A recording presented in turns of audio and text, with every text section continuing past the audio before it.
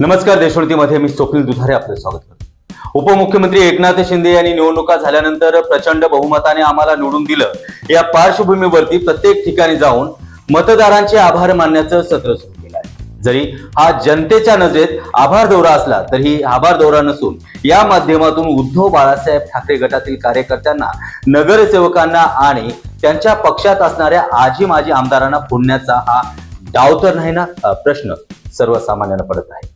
जिथे जिथे एकनाथ शिंदे आभार दौऱ्यासाठी जातात त्या ठिकाणी मोठ्या प्रमाणात पक्ष प्रवेश केला जातो. आभार दौऱ्यात मात्र उद्धव बाळासाहेब ठाकरे गटाच्या पक्षाला खिंडार पाडण्याचं काम करत असल्याचं चित्र उघडपणे या ठिकाणी दिसत आहे.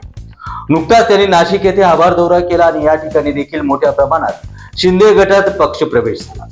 आज उपमुख्यमंत्री एकनाथ शिंदे यांचा रत्नागिरी येथे आभार दौरा असून येथे देखील मोठ्या प्रमाणात पक्ष प्रवेश होणार असल्याचं सर्व वृत्तवाहिन्यावरून दाखवलं जात आहे. मग हा आभार दौरा कसा होऊ शकतो? हा तर मिशन टायगरचा एक स्पष्टपणे भाग असल्याचं दिसून येत आहे. उद्धव बाळासाहेब ठाकरे गटाचे उपनेते राजन साळवी यांनी नुकताच शिंदे गटात प्रवेश केला आणि असेच काही बरेचसे पक्ष प्रवेश होणं बाकी आहे. उद्धव बाळासाहेब ठाकरे गटात बरेचसे कार्यकर्ते नाराज असल्याचं चिन्ह आताच दिसत आहे. हे का दिसतं हे देखील पाहणं गरजेचं आहे. याची नाराजगी नक्की आहे की येणाऱ्या 5 वर्षात आम्हाला काहीच भेटणार नाही असं तर नाही ना, हा प्रश्न देखील या ठिकाणी पडत आहे. आगामी महापालिका निवडणुका लक्षात घेता शिंदे गटात पक्ष प्रवेश करणाऱ्याची संख्या मोठ्या प्रमाणात आहे. खरं बघायला गेलं तर आज कुठल्याही पक्षात एकनिष्ठता दिसत नाही. आपण मागच्या विधानसभा आणि लोकसभाच्या निवडणुकीत उघड्या डोळ्यांनी पाहिलं की पक्षात तिकीट भेटत नसेल तर त्याच उमेदवारास लगेच दुसऱ्या पक्षातून तिकीट देण्यात आलं. अर्थातच आता पक्षाची एकनिष्ठ नसून स्वतःच्या स्वार्थासाठी एकनिष्ठ असणारे कार्यकर्ते आणि नेते उदयास येतानाची सुरुवात झाली आहे. त्याचबरोबर आपण पाहतोय की सध्या या पक्षफुटीला आणि नेत्यांच्या या बेजबाबदार कारभाराला कंटाळून मतदार राजानेही आता स्वतःच्या मनाशी गाठ बांधली आहे की जो पैसा देईल त्यालाच मत जाईल.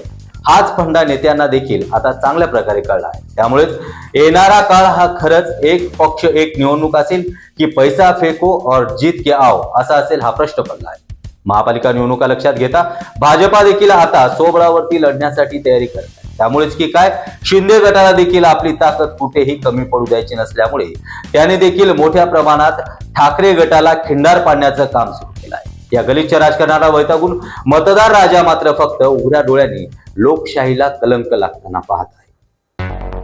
मुंबई, पुणे, नागपूर, मराठवाडा असो का विदर्भ, राजकीय, सामाजिक, शैक्षणिक क्षेत्र असो का क्रीडा, सर्वच घडामोडीचे विश्लेषण पाहायला विसरू नका. फक्त देशोन्नती न्यूजवर.